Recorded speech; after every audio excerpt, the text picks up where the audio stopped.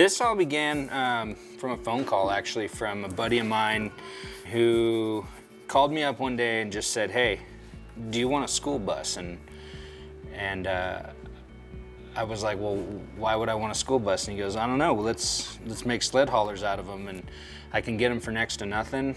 The local school district's getting rid of them, and you know, it might be a fun thing." And I was like, "Man, you know, how much?" And $500 donation or something. So that's kind of how it all started. I think we were able to get our hands on 5 of them. The inception was really his idea, and he did one as well. So that's how it all started. Well, he said we have an opportunity to get a school bus so that we can turn it into an RV, and I was super excited. I've always wanted to do that, kind of live in it and use it, and had all these ideas since I was little, so I was really excited. It started out as a schoolie conversion, and we were looking at all the schoolie sites and forums and like, let's do a school bus camper RV, and we can certainly do that. And so it started out like that, and as we got into it deeper, we're like, well, the windows are super old and inefficient, let's take those out. And it started just snowballing, and so then the frame, and then we needed extra length for the garage, so then we added an axle, and it really just got out of hand, which is cool. That's what I do. We had no idea what we were doing. It was a fly by the seat of our pants kind of thing the entire way.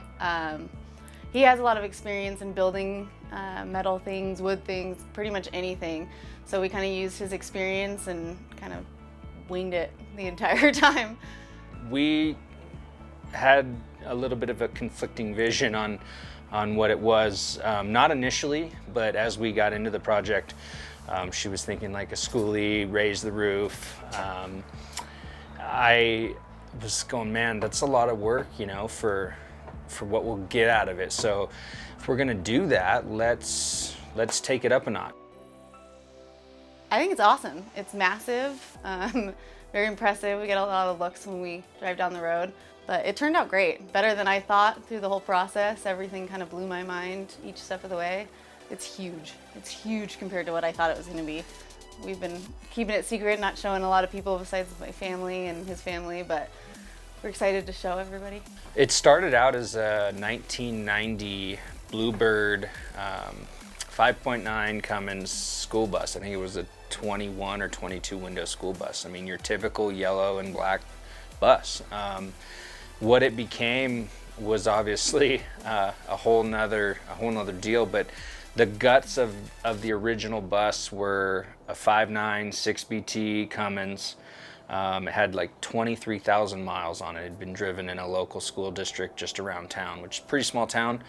So I knew starting out we had a good base. We had a good frame, we had a good engine, and that was really the premise on building, you know, something this extensive. Was it had a good core. So we got into the design phase of it, and we're going, okay, we need a 16-foot garage to make this worth it. So how do we accomplish that? We can't essentially move the axle on the existing chassis back and make it real worth it. So we went to a local salvage yard, a truck salvage yard, got a tandem bogie rear end off a totaled Freightliner, and we essentially took out the existing axle, welded this in, and were then able to extend our garage space, the 10 feet that we needed to get our 16-foot garage while still maintaining a good sized living quarters. We have this big frame, this extended chassis, and you know, is it going to work right? So we get on the road, and it's definitely underpowered initially. It was slow, and the gearing was a little weird. So it was overheating. The EGTs, the exhaust gas temperatures, were exceeding where we wanted to see them. The engine was getting a little hot, and this particular bus did not come with an intercooler. So, you know, process of elimination, all right, what do we do here to remedy this? And it started with, let's intercool it.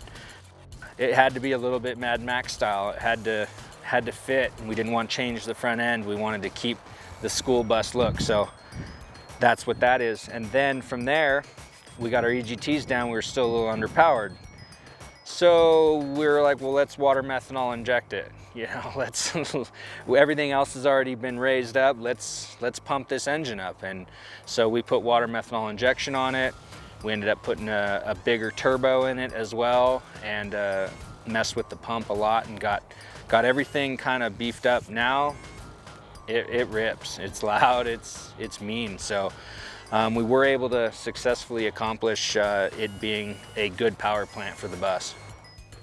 We were starting from pretty much scratch, the frame off, everything, welding on new axles, and so it turned into a little bigger project. But well, this is basically the factory panel that they originally had all their lights and all their extra stuff for the school bus wired from. And there's a lot of stuff we had to keep and a lot of stuff that we ended up taking out. I mean, there's not any stoplights like the old school bus had, so then we had to wire in our own circuits and relays and all, but it all worked out pretty good. I am very relieved that it's done. It was a long process, a lot of long days, 14 hours, and it's nice that we got to work on it by the house so we could take breaks and get out here early and get in late, and not a lot of travel time, but it was a lot of work. We're pretty excited that it's finally done. We have a little bit of finishing touches to do to make it perfect, but it's ready to hit the road. So we're very, very excited. I'm super proud of this. It's not at all what I thought it was gonna be. It's better, it's way better, super cool. I'm really excited to see what people think, but I love it regardless. It's time to give you a tour. Let's check it out.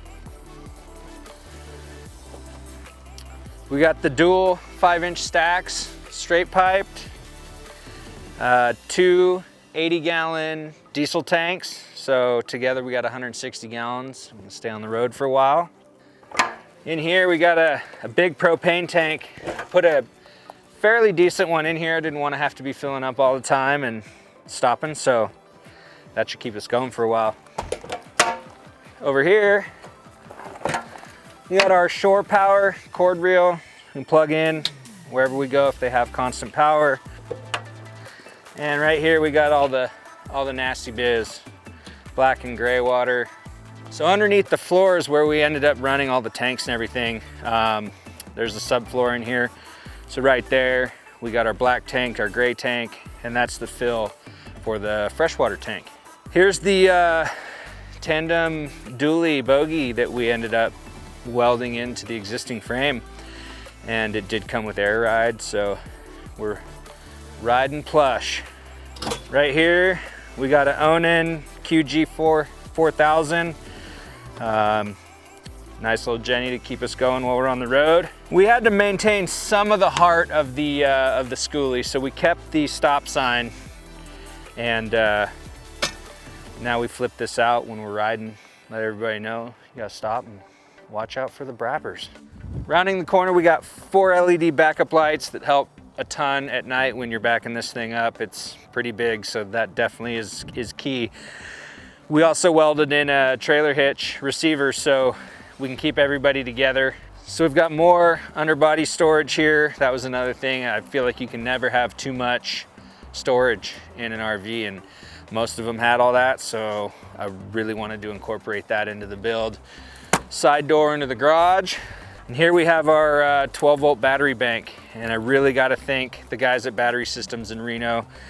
Went to them, I had no clue what we were dealing with when it came to batteries, and these guys really had all the knowledge and got us set up with these 6-volt batteries that we were able to link together and create our 12-volt system. So these things are awesome, and I really want to thank those guys a bunch for that. Here we have the solar charger and the inverter, and that all slides out as well, but it's basically the brains of the whole motorhome right there. Is, you know, we have 600 watts of solar, so if we're out somewhere that doesn't have power, and if, say, we didn't want to run the generator, we do have off-grid capability, so that's pretty cool. So here's just another empty storage box, ready for anything we want to take. And then this is pretty cool. Check this out. This is where the Snow Performance Boost Juice comes in, and this is our water methanol injection. So we got plenty of water methanol to put in the tank. We got a full tank, and Snow Performance definitely keeping us running on the road. Now it's time to go check out the inside. Come on in. So start up at the front. We decided to make a whole new dash. The bus being 30 years old, plastic dash, it's cracked, it's kind of nasty. So keeping with the theme of the frame and everything else, we bent one up out of aluminum and replaced all the gauges. So we got all new autometer gauges. So yeah, there's the dash. Up here, we've got a whole loft. So we wanted to be able to sleep as many as we could in here. So in addition to the all aluminum dash that we did, the guys at D&D Audio really came in clutch with the stereo system. We've got 6.5 speakers, a 12-inch sub up in the loft, 2 6.5s outside, and 6x9s in the garage. 3 amps, 2 capacitors, nice head unit. Thing sounds amazing. When we started ordering stuff, I had no idea like sizes. I mean, we were just like whirlwind ordering everything online. This showed up and I'm going, man, what do we do with this chair? It's huge. You know, the passenger seat needs to be comfortable. So what we decided to do was put it on some heavy duty tray rollers, and now it can slide up against the wall, but also it'll float out here in the middle of the room. So when you have company sitting on the couch and whatnot, it can be kind of facing the living room. So moving on to the kitchen, we've got a bar set up for one, stove, refrigerator.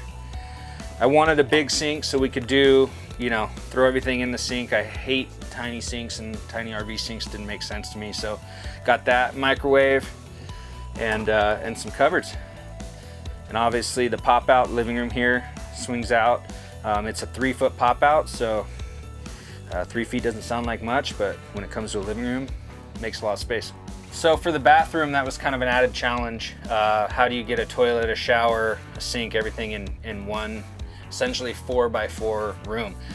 We had decided to do the old boat style, do the toilet inside the shower, so you can do your morning business and shower at the same time. Also have a sink there, and yeah, it turned out pretty nice. Moving on back, we're now in the master bedroom, and it's not huge, but definitely works for what we're doing. Full underbed storage under here. We got the cabinets above and on the side of one, and this is pretty cool. Decided to do a flip down TV. There really wasn't a good place to put a TV, so why not stick it on the roof? So now to the fun part, really the whole premise of this build. Welcome to the garage. We've got storage, got hooks here for all the 2B monosuits. I like to keep a good collection of those. Goggle and helmet racks, so you can store your goggles. These are pretty cool. Did some fold down benches, so you get ready. Pretty nice. Another thing we wanted to do was a drying rack. So we have a heater back here. We want to keep the garage warm. We did a heater up in the top, and then we actually piped it over into just a homemade ABS, I guess you call it a manifold of sorts, for drying boots and helmets and gloves and all the things. So that's pretty cool. Also, when you're out on the road, if you park somewhere and you're staying, you need fuel. So we decided between the wheel wells back here, we were gonna do a 100-gallon fuel cell. So right in between, right on top, actually I'm standing right on top of it, is a 100-gallon full baffles and everything aluminum fuel cell. So that's pretty cool. We got the fuel fill right there. We've got a fold-up workbench in case you need to fix anything, which you always have to fix things, I know I do. So another cool thing we did back here was installed 2 vent fans up high for get rid of the 2-stroke smell, 2-stroke smoke. Not that I don't love it, but you know, we didn't want it to gas out the motorhome or be locked in here. So also might keep the heat down in the summer.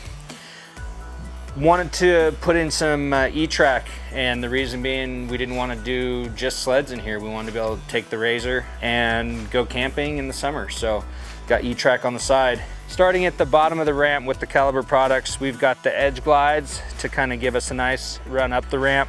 The Low Pro grip glides in the center, which will handle obviously the inside ski, the edge guards, and the track grabber. All around awesome setup. This is about as clean as it gets, as durable as it gets, and highly functional. It's obviously the best in the industry. So super stoked that we could work with those guys and get this looking the way it does, which is perfect. All right, everybody, thanks for watching. Stay tuned for more.